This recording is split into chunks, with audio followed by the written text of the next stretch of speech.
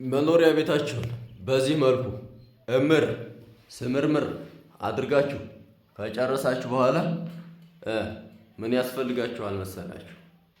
ከዚህ በኋላ ኮርኒሱንም ግድግዳውንም ጀስት በእንደዚህ አይነት መልኩ እምር ስምምር ሽብርቅ ሽብርቅርቅ አድርጋችሁ ከጨረሳችሁ በኋላ ምንድን ያስፈልጋችኋል መሰላችሁ? ተከተሉኝ ላሳያችሁ። ማሻአላህ ማሻአላህ ማሻአላህ አያችሁ እንዴት እንደሚያምር። የሚቀራችሁን ነገር ይሄው አሳየኋችሁ።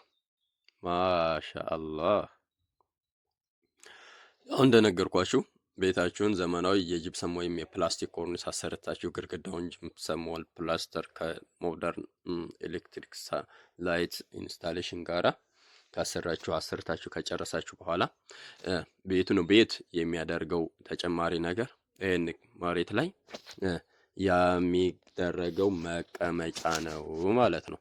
ማሻአላህ ይህንን መቀመጫ በፈለጋችሁት የከለር አይነትና በፈለጋችሁት ዲዛይን እንደየቤታችሁ ስፋትና ጥበት እንደያቅሙ እያዘዛችሁ ማሰራት ትችላላችሁ። የት ነው የምታሰሩት?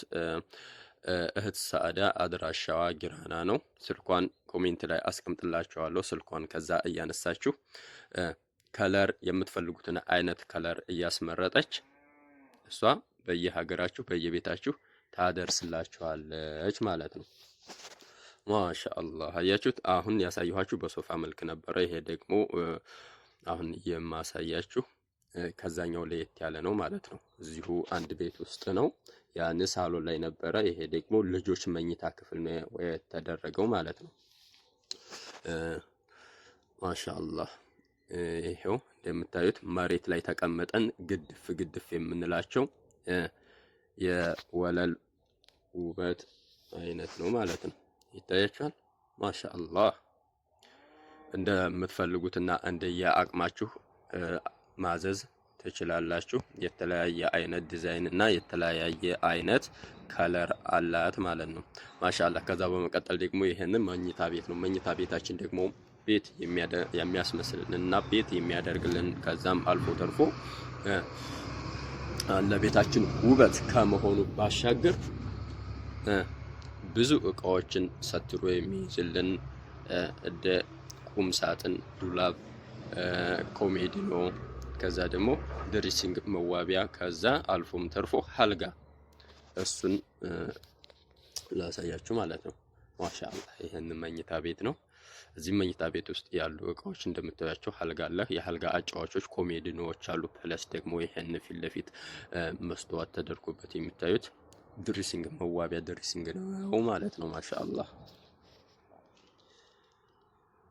ማሻአላህ እና እንደዚህ አይነት ነገሮችን ማሰርታችሁ ቤታችሁ ለማስገባት የምታስቡ እህት ወንድሞች እናንተ ሀገሩ ውስጥም ባትኖሩ እናንተ ለስራ ከሀገር ወደ ሀገር ተንቀሳቅሳችሁ ውጭ ሀገር ቢሆንም ያላችሁት እዚህ ኦንላይን በማዘዝ ቤታችሁን ማስዋብ ትችላላችሁ ማለት ነው በእንደዚህ አይነት እቃዎች።